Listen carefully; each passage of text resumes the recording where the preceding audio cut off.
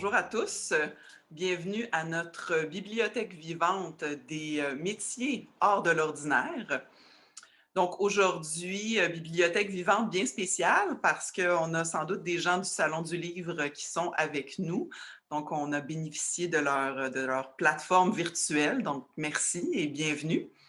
Je m'appelle Catherine Melançon, je suis chargée de projet à la programmation à Bibliothèque et Archives nationales du Québec et je vais être votre animatrice aujourd'hui.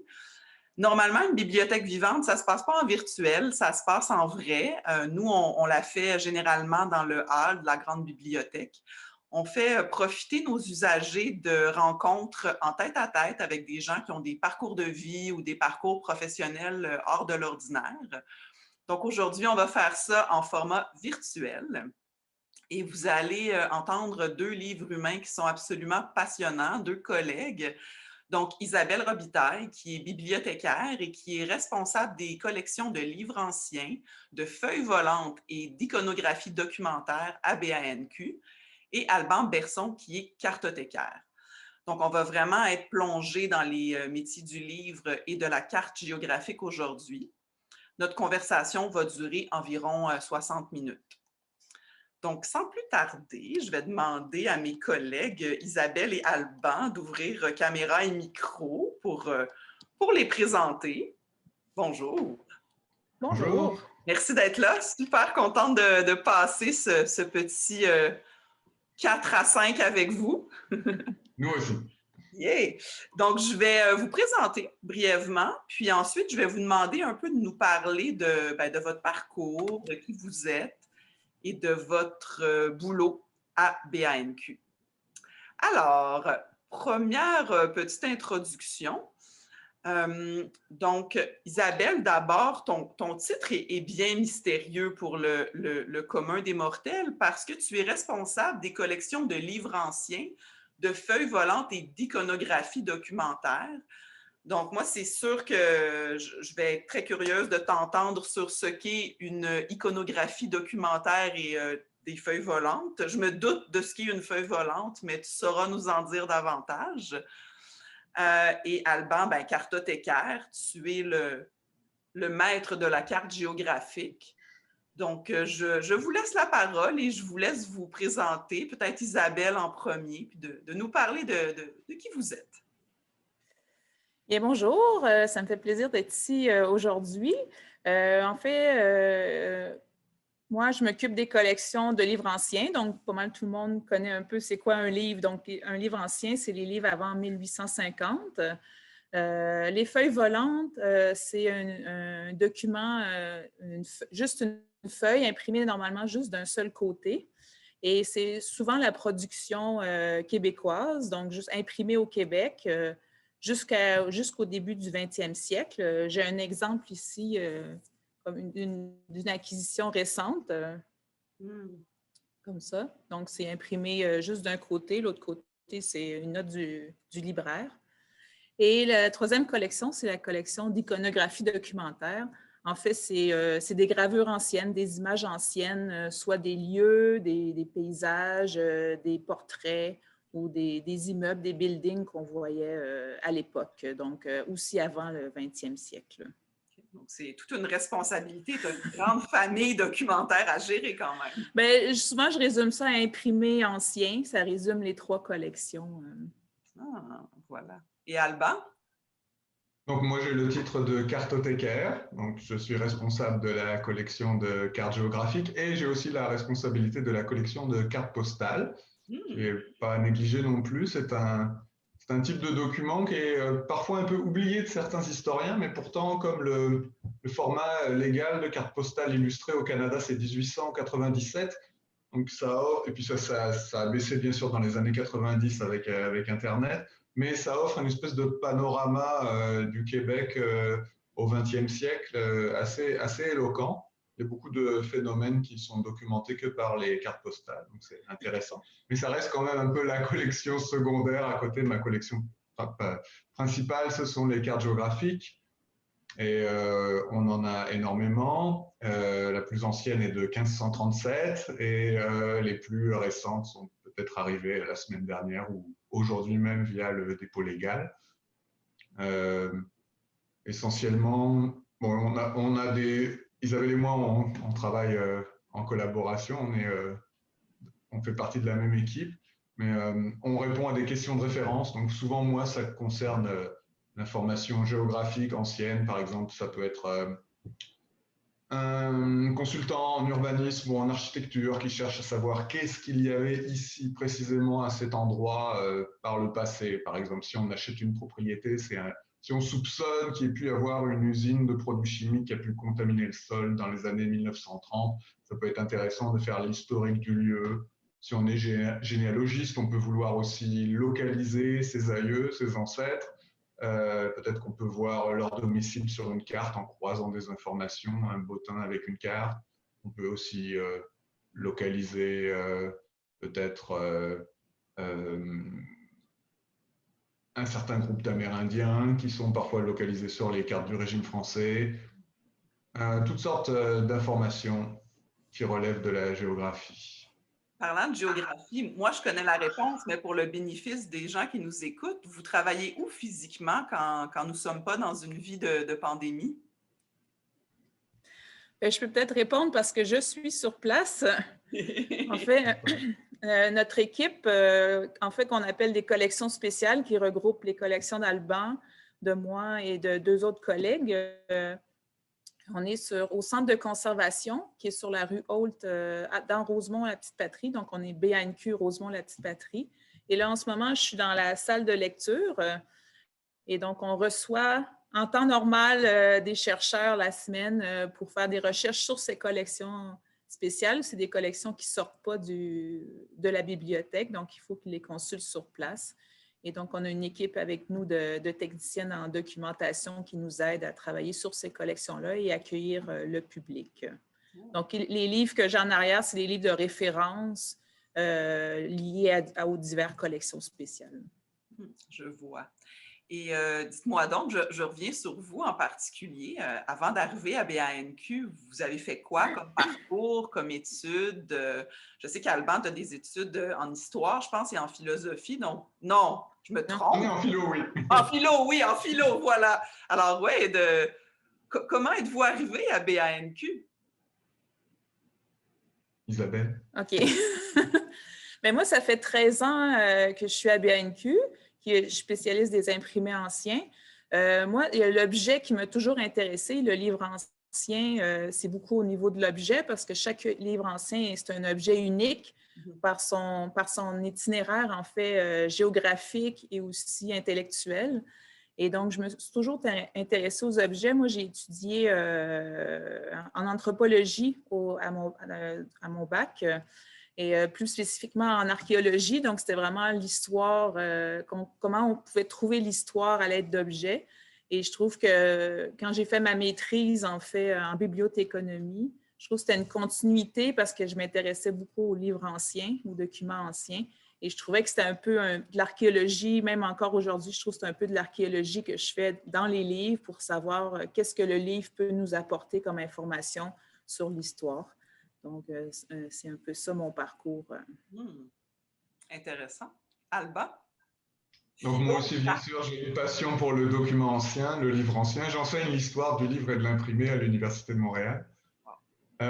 Mais paradoxalement, je n'ai pas de diplôme en histoire. J'ai une maîtrise en philosophie et une autre maîtrise en sciences de l'information, en bibliothéconomie et sciences de l'information.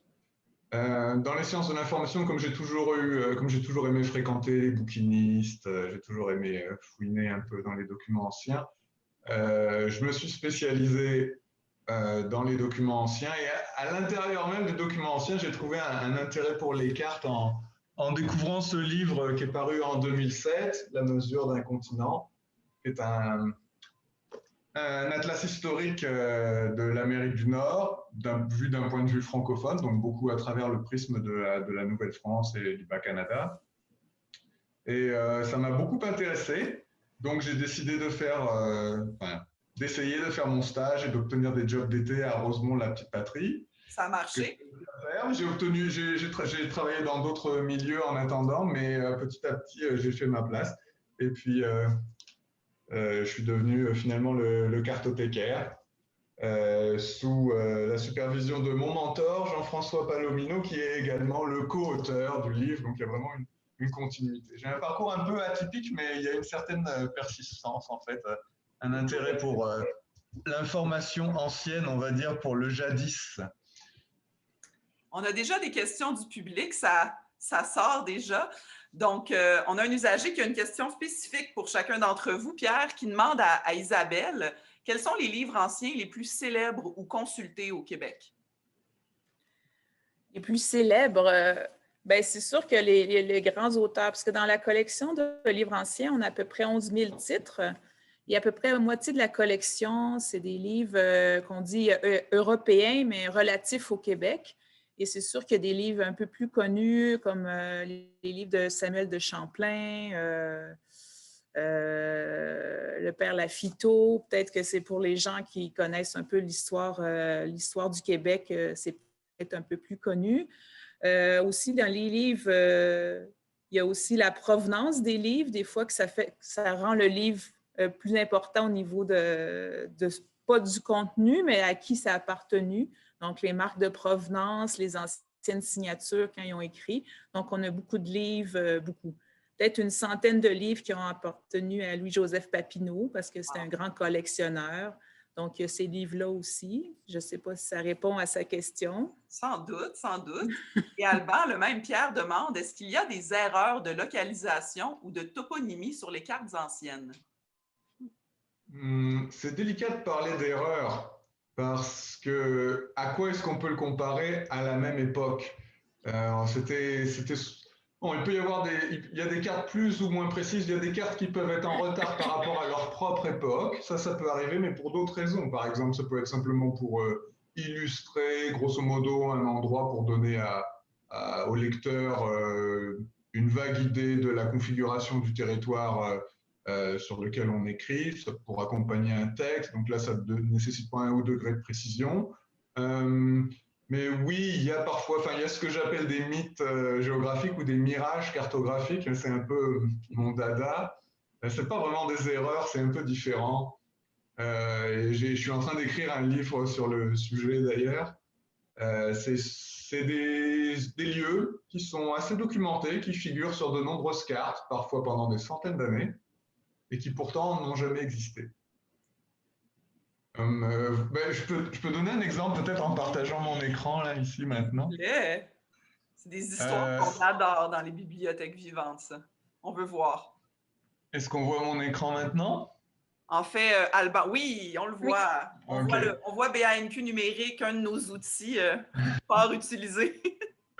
Bon, c'était le moment où jamais d'en parler puisque la question portait un peu dessus. Donc, il ne s'agit pas tellement d'une erreur, hein, mais il s'agit plus quelque chose qui est de l'ordre de la légende. Moi, j'appelle ça des mirages cartographiques parce qu'un mirage, dans la réalité, ce n'est pas une hallucination. Une hallucination, c'est un dysfonctionnement du cerveau. Un mirage, c'est que les couches de lumière et de chaleur produisent un phénomène qui fait que il y a quelque chose qu'on peut voir et pourtant qui n'est pas là, mais on peut le photographier, c'est pas juste le cerveau, ça va se traduire sur la pellicule.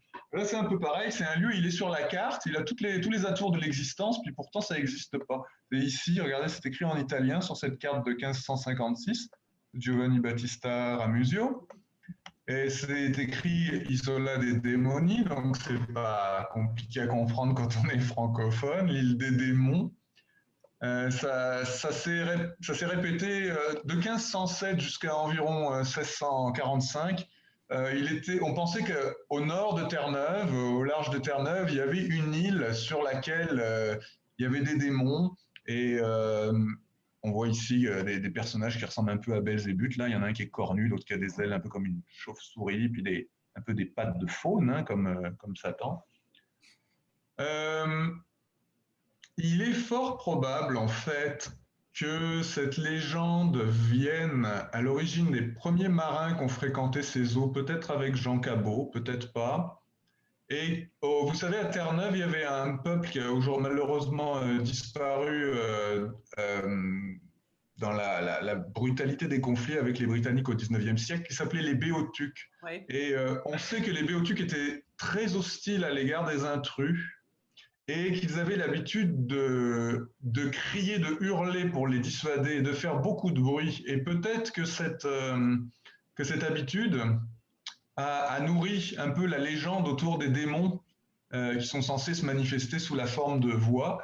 Puis il y avait aussi un cosmographe du roi, André Thévé, qui a élaboré cette histoire. Je ne sais pas si vous vous souvenez, mais quand Roberval essaie de fonder une colonie dans le Saint-Laurent, il se produit un incident à bord. Une de ses parentes, on pense que c'est sa nièce, a une aventure avec un homme.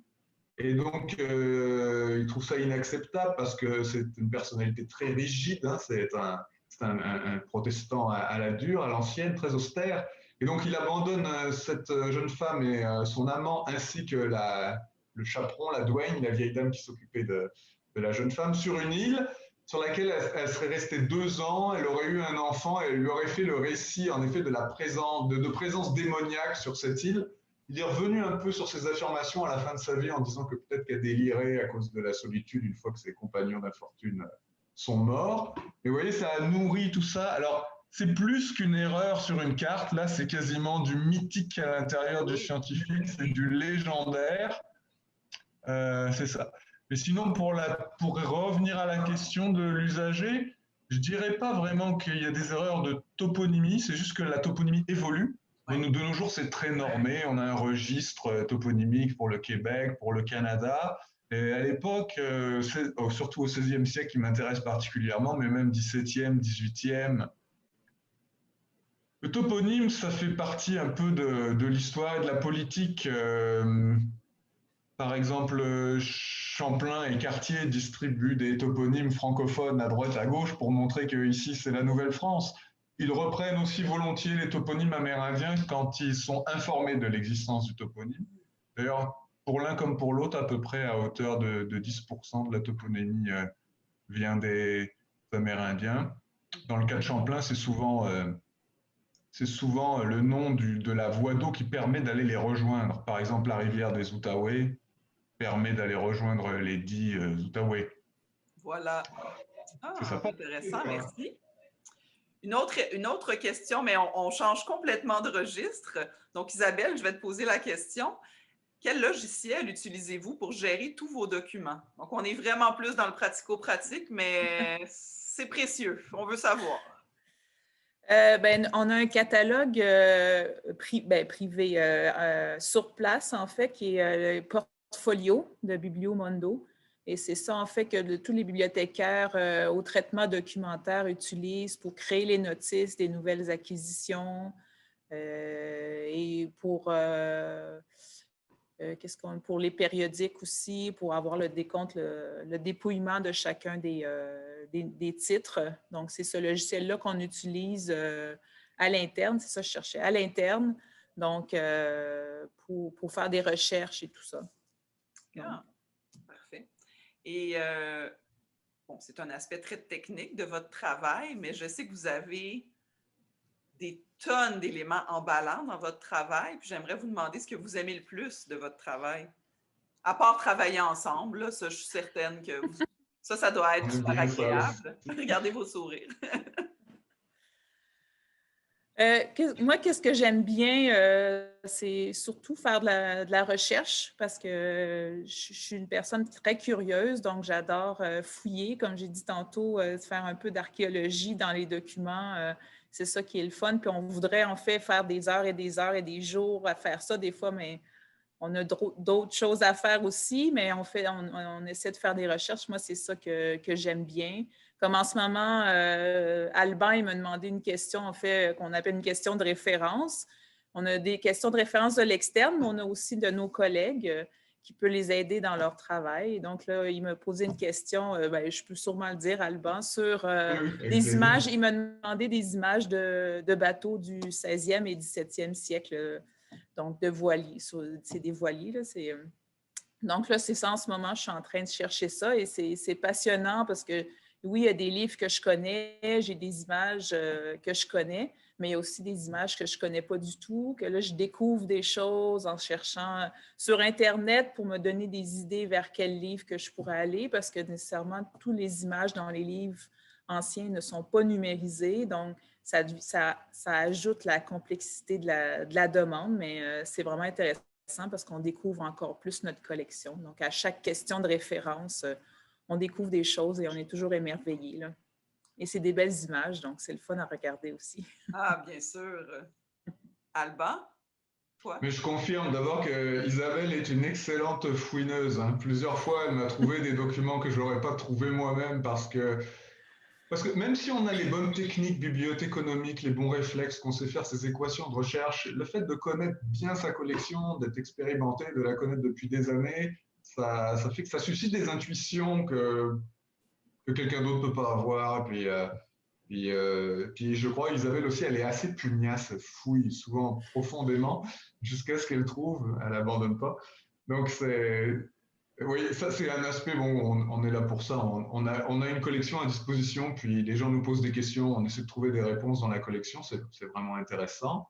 Puis aussi il y a l'aspect mise en valeur, moi j'aime beaucoup écrire, puis parfois je dois écrire des articles à l'interne ou enfin à l'interne, mais de toute façon c'est publié à l'externe, mais ou pour des organisations extérieures, comme là aujourd'hui même j'ai publié un article pour une revue française, et j'aime beaucoup ça, faire les recherches, écrire, mettre mes idées dans l'ordre, et puis mettre en valeur la collection, la riche collection qu'on a au Québec. À travers ça, à chaque fois qu'on fait un article de mise en valeur ou un atelier de mise en valeur, c'est les collections de BANQ qui sont mises en avant. Et on peut voir que au Québec, enfin l'État québécois en fait possède une magnifique collection qui éclaire et puis qui représente très bien l'histoire de sa nation. C'est formidable. Dans le fond, vous êtes un peu les représentants des collections. Vous êtes comment dire, les responsables de nos trésors collectifs. C'est ça que je trouve assez émouvant de votre travail. Puis d'ailleurs, parlant de cette collection-là, il y a un spectateur qui est anonyme, mais qui nous demande si vous avez un livre ou un document préféré. Je suis certaine que vous avez plus qu'un livre ou un document préféré, mais je sais que vous avez des chouchous. Vas-y, Isabelle. Moi, qu'est-ce que j'aime beaucoup, comme je dis tantôt, c'est la matérialité des documents, que c'est sur les documents qui ne sont pas nécessairement flamboyants, surtout au niveau de l'imprimé québécois. On imprime au Québec depuis 1764, donc ça ne fait pas si longtemps que ça, comparativement en Europe.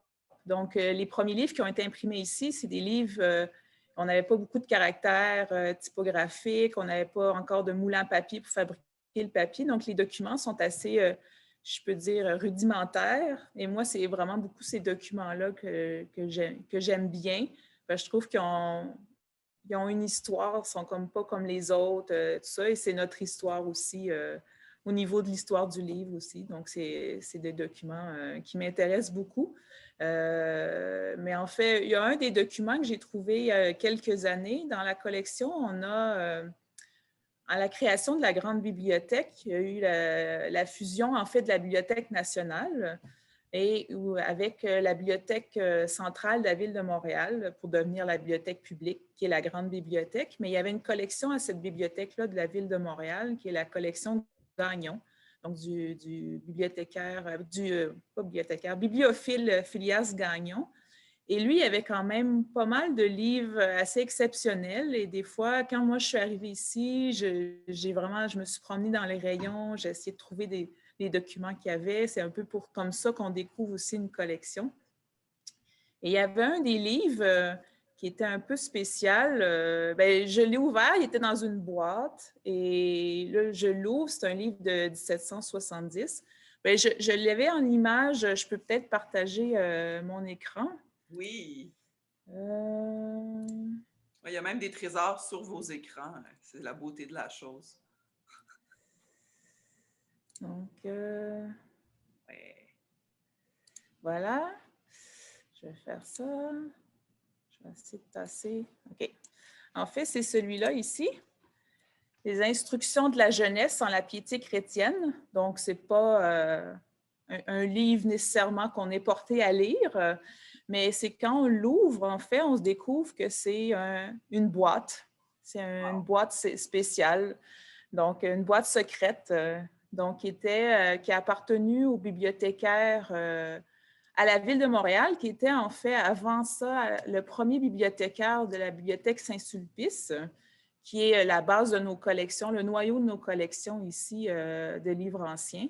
Et donc, quand la Bibliothèque Saint-Sulpice a fermé, lui est allé comme bibliothécaire en chef à la Ville de Montréal. Et donc, il y avait ce livre-là dans son bureau. Donc, l'histoire ne nous dit pas qu'est-ce qu'il y avait, parce qu'il y avait juste des petits papiers dedans, mais on ne nous dit pas qu'est-ce qu'il cachait dans ce livre-là. C'est sûr que c'était un livre à l'index ou quelque chose comme ça. Ben non, c'est un livre, oui, le livre même, le texte même, non, c'est pas un livre à l'index, mais qu'est-ce qu'il y avait dedans, peut-être? C'est une mini-Hélène de Rome, peut-être? Peut-être, c'est quand même assez... donc, c'était réservé au bibliothécaire en chef à la Bibliothèque de la Ville de Montréal. Donc, ça, c'est un des livres que, quand je l'ai trouvé, j'ai laissé échapper un petit cri pour dire que c'est quand même spécial de trouver ça par hasard. Ah non, c'est absolument incroyable. Ça, c'est une journée qu'on marque au calendrier.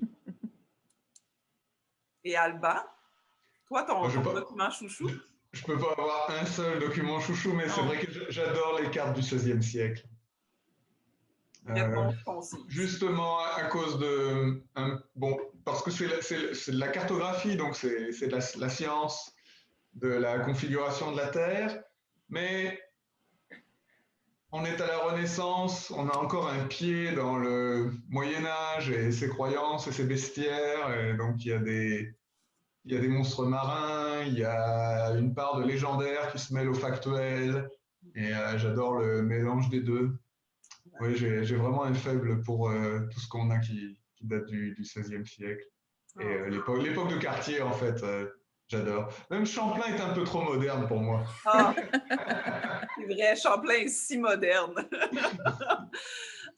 Une autre, les questions fusent aujourd'hui. Merci spectateurs. Vous êtes généreux en questions. On a quand même quelques curiosités sur les cartes postales parce que je pense qu'il y a beaucoup de gens qui ne se doutaient pas qu'on conservait des cartes postales. Donc, on demande comment est-ce qu'elles sont conservées et comment est-ce que le public peut normalement les consulter. Il y en a beaucoup qui sont numérisés, qui sont dans BNQ numérique. On peut les repérer facilement dans BNQ numérique. Elles sont conservées avec les autres documents, elles sont conservées dans un sachet d'un plastique spécial qu'on appelle Mylar, qui est sans acide. Et elles sont conservées dans un environnement contrôlé à 40% d'humidité et 17 degrés en permanence. Isabelle a du Mylar. Lui, il est trop grand là, pour une carte postale. Pour une carte postale, mais enfin, c'est le même matériau. Et on a aussi des deuxièmes exemplaires, mais si on compte juste celles qui ont au moins un exemplaire, j'en ai pas loin de 60 000 maintenant. Wow. Ah, c'est très important. Ça fait un très beau panorama du Québec. Mais comme je le disais au tout début, il y a certains phénomènes qui sont documentés que sur des cartes postales. Par exemple, un commerce, on sait qu'il a existé, on le trouve dans un bottin, dans un annuaire Lavaux, quelque chose comme ça à Montréal, mais on n'a pas d'image du commerce. Mais parfois, au moment, par exemple, de l'ouverture ou pour faire une promotion, le propriétaire a fait faire ce qu'on appelle une carte postale en photographie véritable. On a photographié l'établissement, on a fait une carte postale en quelques dizaines de copies, puis ça a été envoyé un peu partout. Et il y en a une qui nous est parvenue à travers les aléas de l'histoire. Donc oui, en effet, on a pas mal de cartes postales, notamment de Montréal, et on peut très bien documenter le Québec et la métropole, en particulier à travers cette collection-là. Wow. Puis il y en a beaucoup, excuse-moi, il y en a beaucoup de numérisés en fait dans les plus anciennes parce qu'ils sont libres de droit. Donc, exactement. C'est vrai. Bon, j'allais dire que ces cartes postales-là aussi nous en disent beaucoup sur les habitudes de vacances des gens. Bon, les plus fortunés, on s'entend, mais on en apprend sur la villégiature. J'ai eu la chance de mettre le nez un peu là-dessus, là, de les contempler, mais c'est ça, on apprend beaucoup de choses sur la villégiature. Absolument. Et aussi, dans une époque plus ancienne, mettons l'âge d'or de la carte postale, même avant la Première Guerre mondiale, c'était un moyen de communication privilégié pour des tas de choses. Parfois, au verso des cartes postales, je vois qu'il y a juste « j'arrive à tel train à telle heure ». comme nous, on se serait envoyé un texto ou un courriel. Et donc, il y a la correspondance, mais aussi, il y a tout un tas de phénomènes qui sont documentés, que nous, on ne documenterait pas. On voit des fois des choses qui peuvent nous paraître sinistres. Je ne sais pas, l'aile des enfants malades dans un hôpital. Puis là, il y a des enfants malades qui ont été pris en photo pour montrer les bonnes œuvres de l'institution religieuse qui s'en occupait. Beaucoup de phénomènes comme ça, un peu inattendus. Parfois, on s'y attend. Hein. Un beau paysage, je veux dire, l'hôtel de ville de Montréal, c'est sûr, on va retrouver ça. Ça c'est sûr. Mais parfois, il y a des choses plus inattendues. Parlant d'inattendu, il y a une personne qui nous demande qu'est-ce qui nous surprendrait, qu'est-ce qui serait surprenant d'apprendre sur votre travail? Qu'est-ce qu'on ne sait pas de vous puis qui est hors de l'ordinaire?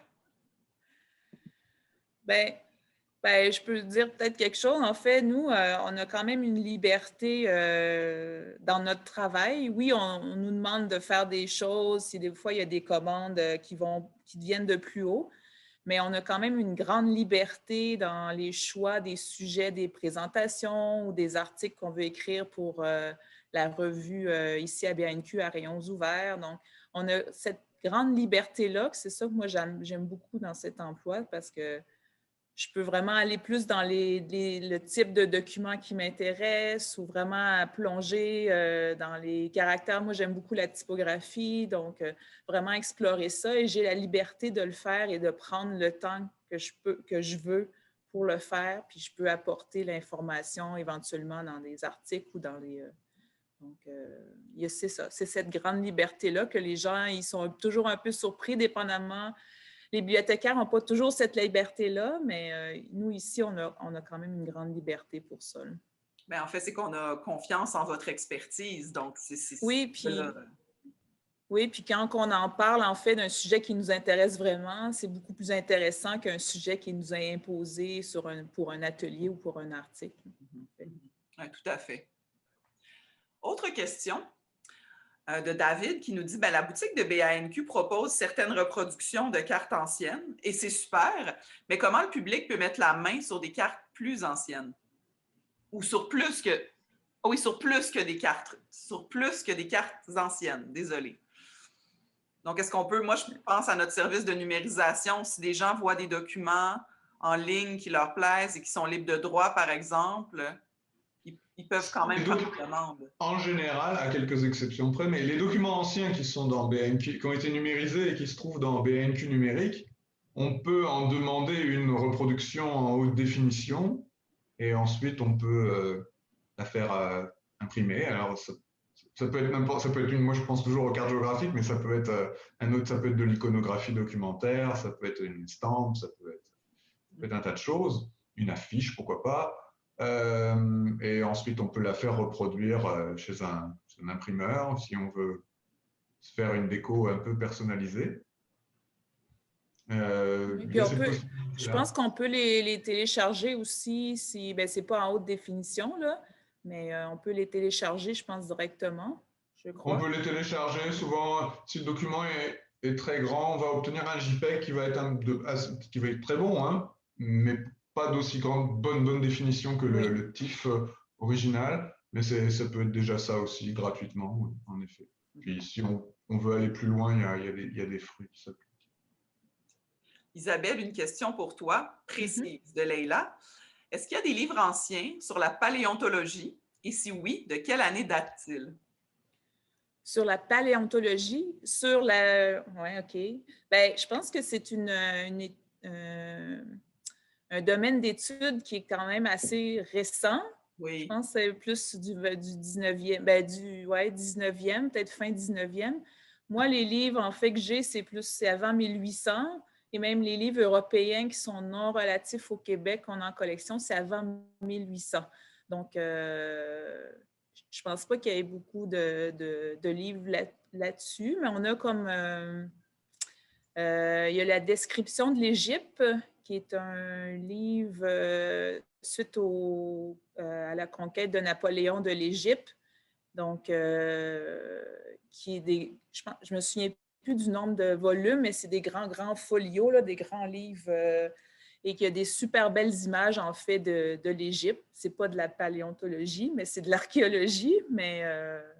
Donc, il y a des livres peut-être comme ça qui me viennent en tête, mais vraiment sur l'étude de la paléontologie, je ne pense pas qu'on en ait, en fait, dans la collection de livres anciens.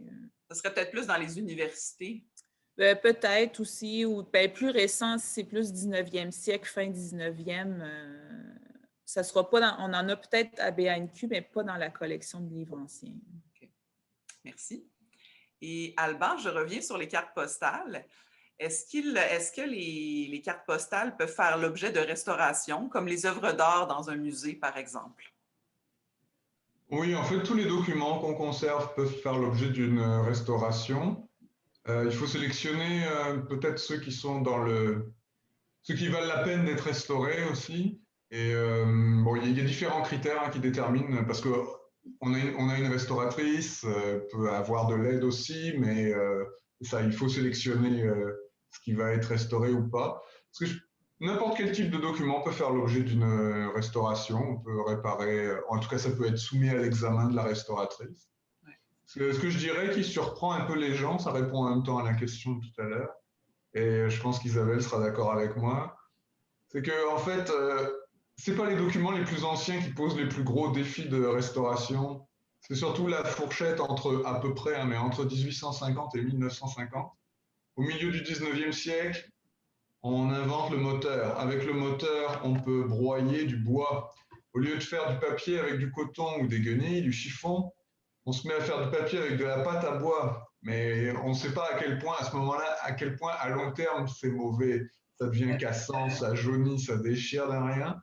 Donc les grands enjeux de conservation et donc aussi souvent de restauration, c'est les documents à partir du milieu du 19e jusqu'au milieu du 20e. Même ceux qu'on produit maintenant, ils sont en général pas de très grande qualité, mais ils sont pas assez anciens pour s'être détériorés à un point de non-retour. Mais oui, je pense que dans le document, il y a vraiment un âge d'or. Au moment de l'invention de l'imprimerie jusqu'à à peu près 1845-50. C'est vrai qu'il n'y a rien de mieux que le papier chiffon. Oui. Rien que le parfum. On est trois maniaques, alors je pense que ça transparaît dans l'écran. Il faut dire aussi que je pense que dans le papier qui est fait avec du bois, il y a de la lignine. Puis il n'y a pas de lignine dans les papiers chiffons et c'est ce qui fait jaunir le papier. Il y en a beaucoup moins. La lignine, c'est ce qui fait que les fibres du papier tiennent ensemble. Donc il y en a même dans le papier qui est riche en cellulose, mais c'est une question de proportion. Il y en a beaucoup moins.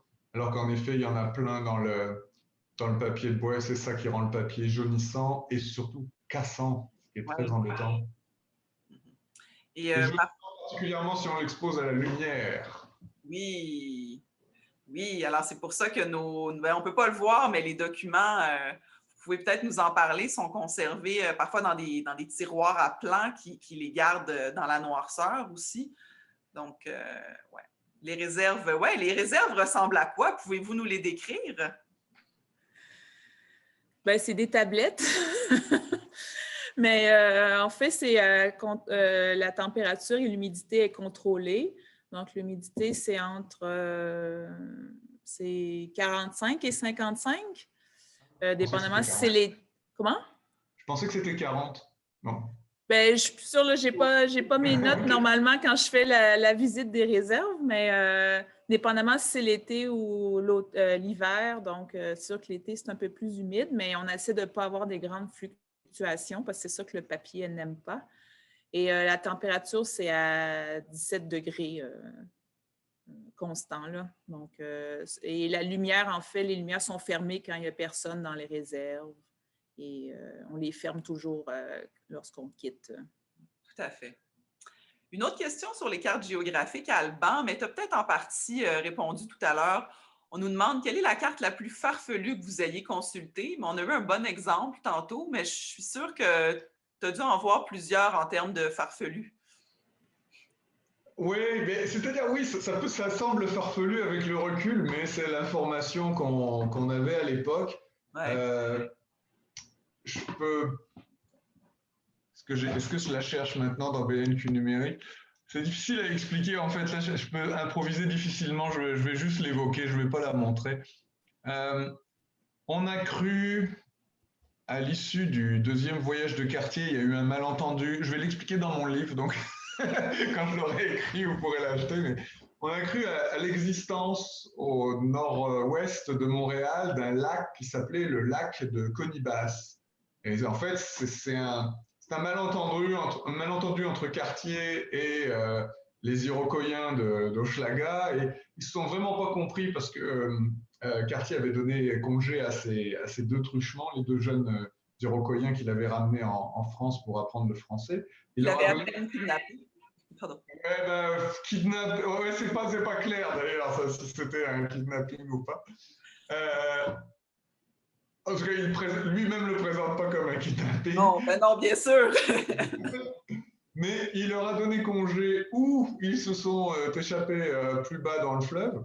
Et donc, quand il arrive à Hochelaga, il n'a pas de traducteur. Il comprend vraiment de travers tout ce qu'on lui raconte. Mais donc, en tout cas, il pense qu'il y a un lac qui s'appelle le lac de Conibasse. Et on le voit sur beaucoup de cartes anciennes. Il y a ce lac qui n'est pas une proto-baie d'Hudson. C'est quelque chose de différent de la baie d'Hudson. On pense qu'il y a un lac gigantesque là, au nord du lac Ontario. C'est pas le lac Ontario non plus, qu'on appelle la région du Saguenay à l'époque. C'est pas ça. Et il y a un cartographe hollandais, Cornelius van Vliet, qui a consacré une carte seulement au lac de Conibasse parce qu'il a isolé un morceau de cette aberration.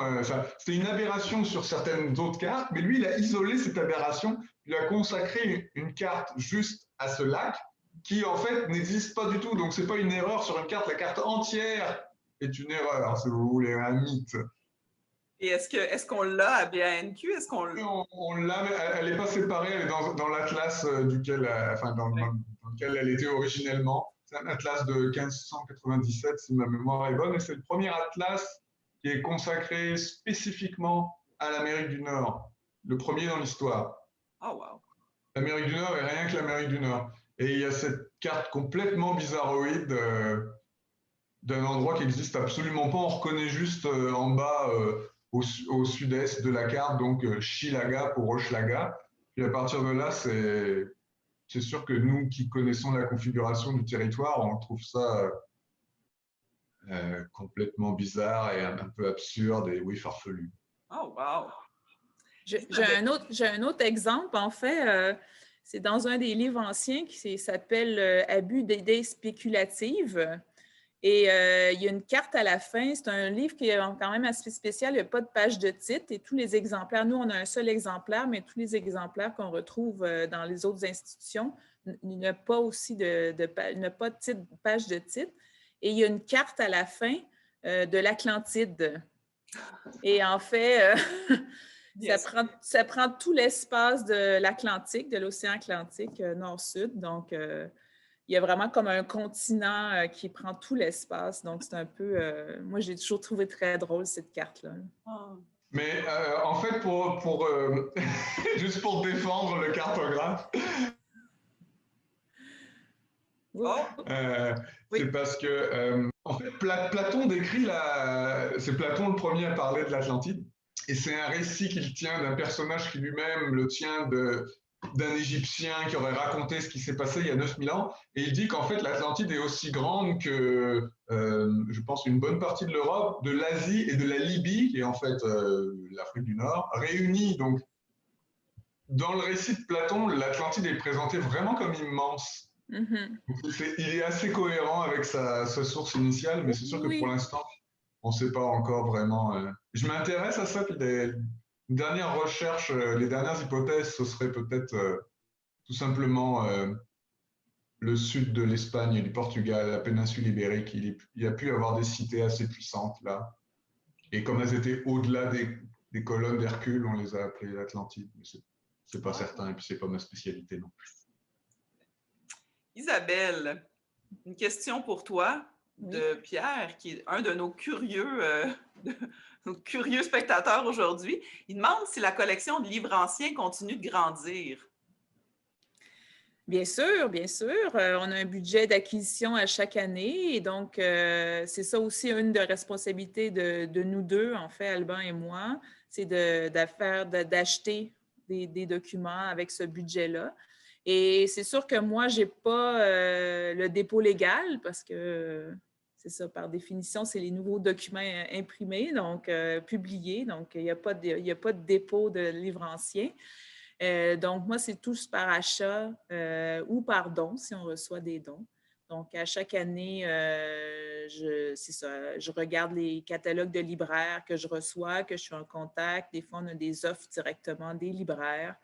Et donc, on évalue les achats selon notre budget et selon la valeur que le marchand offre. C'est sûr que nous, on achète des livres qui sont relatifs au Québec, pas nécessairement imprimés au Québec, mais relatifs au Québec. Et la collection commence à être vraiment exhaustive au niveau du livre ancien. Donc, depuis quelques années, je remarque que c'est de plus en plus difficile de se procurer des documents, soit qui ne sont pas du tout les documents qu'on n'a pas encore en collection, ne sont pas sur le marché, ou soit qui sont vraiment trop chers, qui vont au-delà de nos budgets. Mais on a d'autres avenues, en fait, dans l'institution, si vraiment c'est un document exceptionnel qu'il faudrait vraiment se procurer. Donc, il y a d'autres avenues que juste le budget que j'ai annuellement. Mais oui, ça continue à grandir et on acquiert des documents chaque année. Dépendamment de la valeur de chacun des documents, on en achète plus ou moins. Puis, est-ce que quelqu'un nous demande, est-ce que vous en recherchez activement des documents? Est-ce que dans votre semaine de travail, vous avez vraiment du temps consacré à cette recherche-là?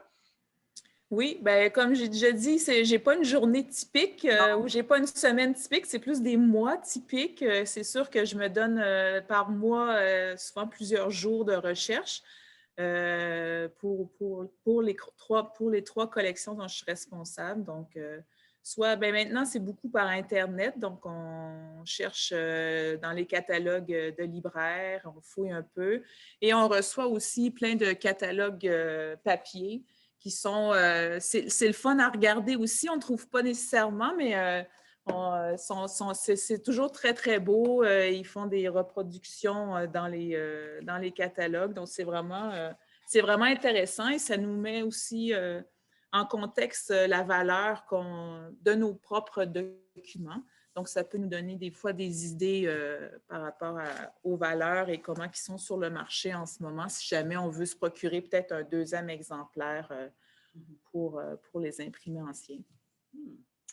Alban, j'aimerais ça que tu nous parles des faux trésors. On en a parlé entre nous avant l'enregistrement, avant d'être... parce que souvent, les gens pensent qu'ils ont des trésors à la maison et des fois, votre rôle, c'est de leur faire de la peine. Dites-moi en plus. Oui, c'est vrai, malheureusement.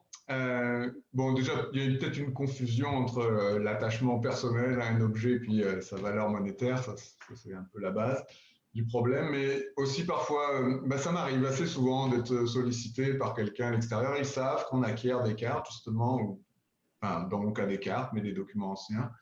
Et quelqu'un m'envoie et dès que je vois la photo, je vois que c'est un facsimilé, une reproduction moderne. Donc ça arrive. Ça m'arrive souvent d'avoir des gens qui pensent qu'ils ont un trésor parce qu'ils ont une carte dite ancienne, mais bon, ça dépend de la définition qu'on donne d'ancien aussi. Parce qu'une fois, par exemple, je faisais un atelier pour des enfants et il y a une petite fille qui m'a dit ma sœur, elle en a des cartes anciennes. Alors j'ai dit ah oui. Elle m'a dit oui, enfin des cartes du temps de ma sœur. Oh! Peut-être 3-4 ans de plus qu'elle, je ne sais pas. Et, parfois, il peut y avoir une carte topographique, mettons, de 1955 qui représente une certaine proportion du territoire québécois. Ça peut être intéressant, on peut l'acquérir, on peut l'acheter, mais ça ne vaut pas une fortune parce que c'est juste des années 50, c'est un document produit en série, c'est pas... On ne l'a pas, ça nous intéresserait de l'avoir, mais le prix du marché fait que ce n'est pas très élevé. Mais cependant, même si la plupart des gens qui pensent qu'ils ont un trésor, en fait, se trompent, malheureusement, il faut vérifier à chaque fois. J'imagine que c'est la même chose pour Isabelle, parce que c'est déjà arrivé que quelqu'un dise bah, j'avais ça, je suis venu vous le montrer, je ne sais pas trop ce que ça vaut. Et comme ça, il y a 2 ans, en fait, est arrivé sur mon bureau une carte manuscrite.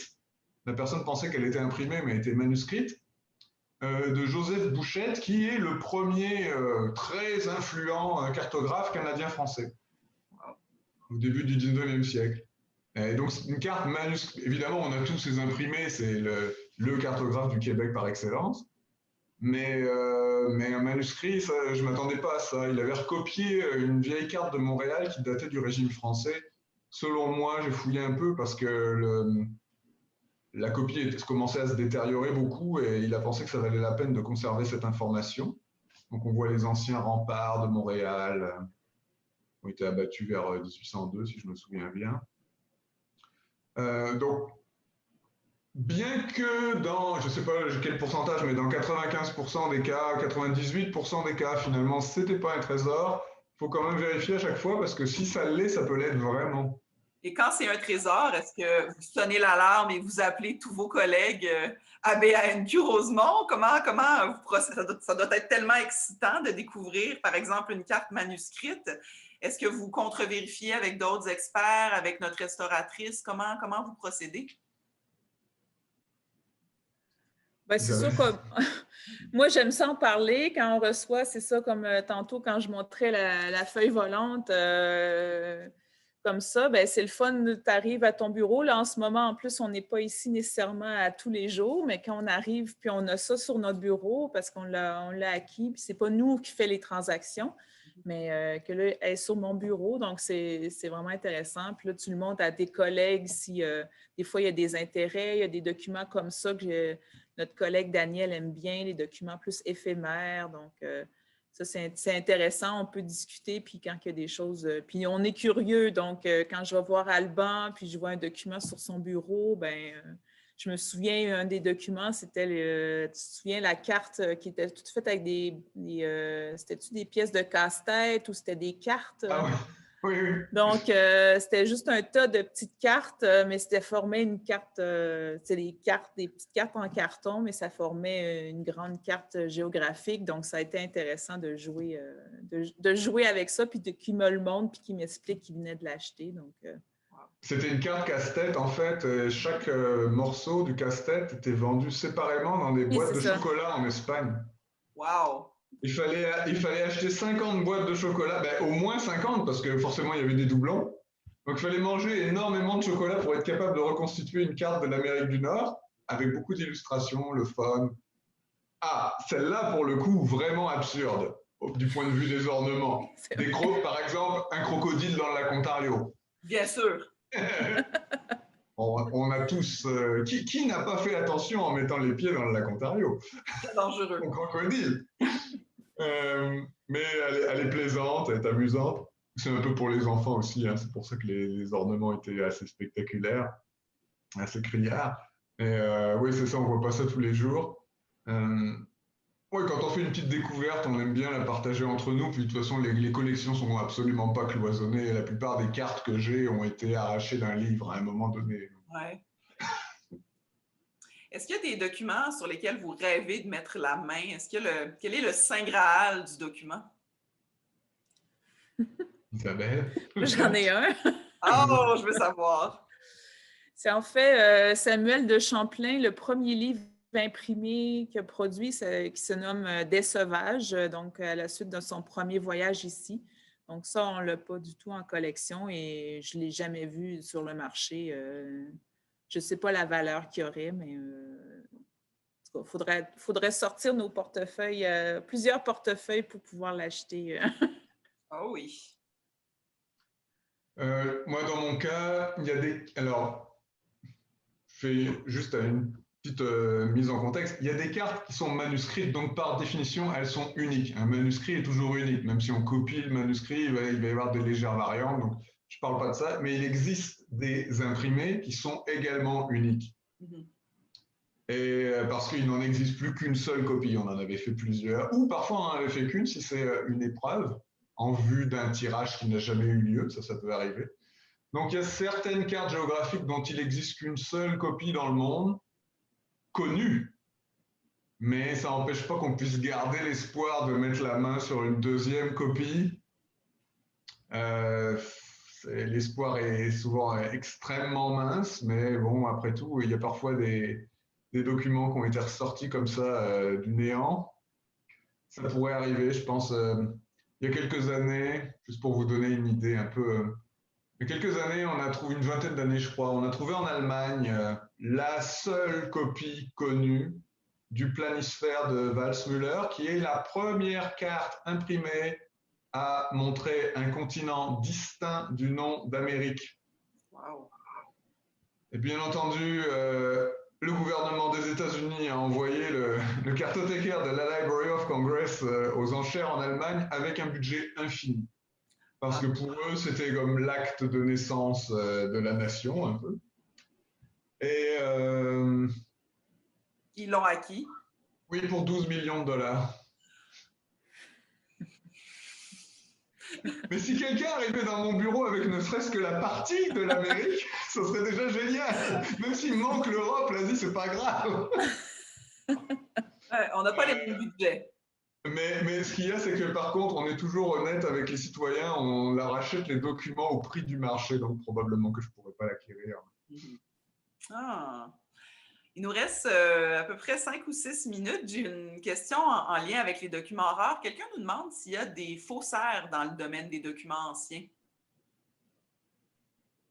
Bien, pour l'imprimé québécois, vu que le marché n'est pas très grand et la valeur des documents n'est pas très... c'est pas des millions de dollars non plus. Donc, je n'ai pas à ma connaissance qu'il y a déjà eu des fausses copies des premiers imprimés québécois.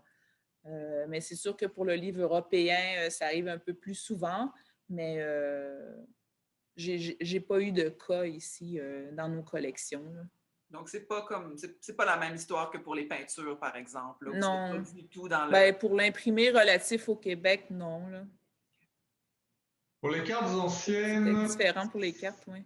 Oui, ça arrive dans la mesure... En fait, c'est pas un faux avec l'intention immédiate de produire un faux. C'est qu'à une époque, on produisait beaucoup de facsimilés. Il n'y avait pas Internet, on ne pouvait pas trouver une image numérisée de la carte ancienne en ligne. Donc, on faisait des reproductions à l'identique, parfois très, très, très ressemblantes, avec du papier qui ressemblait à du papier du XVIIe siècle, Et après, certains de ces documents produits avec l'intention simplement de diffuser la connaissance, ont été, certains ont tenté de les vendre comme étant authentiques.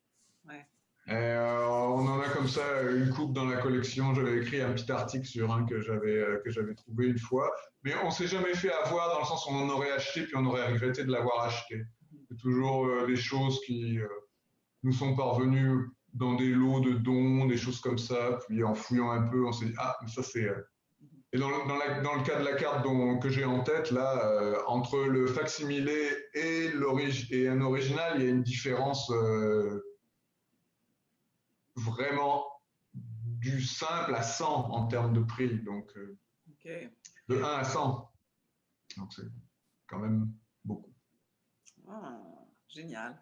Est-ce que j'ouvre, je demande au public si quelqu'un veut poser la question de la fin. Sinon, moi, j'ai toujours plein de questions pour vous.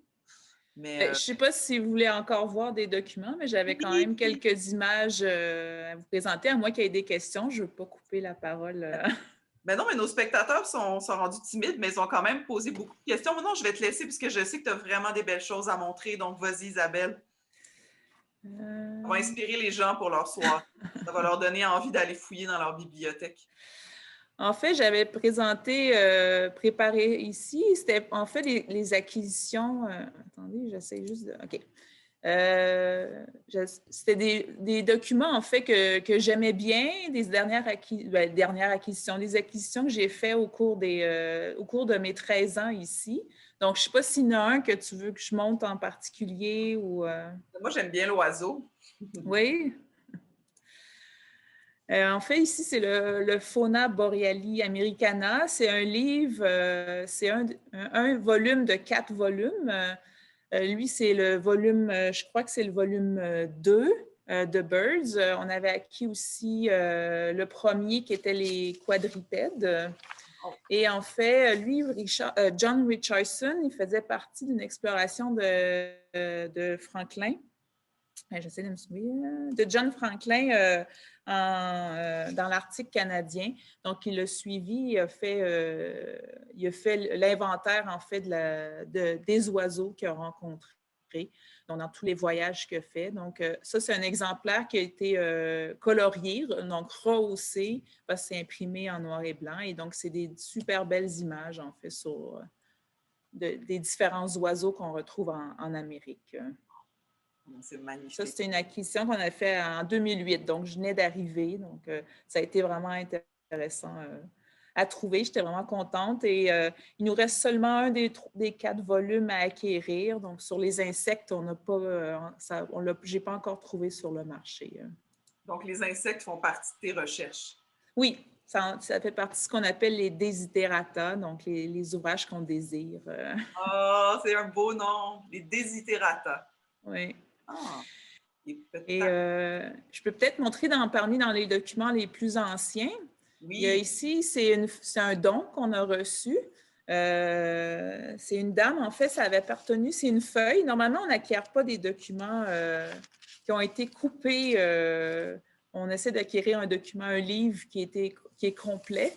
Mais ici, en fait, c'est une feuille d'un incunable qu'on appelle un incunable. C'est les premiers livres imprimés, donc de la presse entre autres de Gutenberg. Donc, c'est les livres de 1455 à 1500. Et ici, en fait, c'est une feuille. Donc, on a le recto et verso, et qui date de 1488. Et c'est la légende dorée.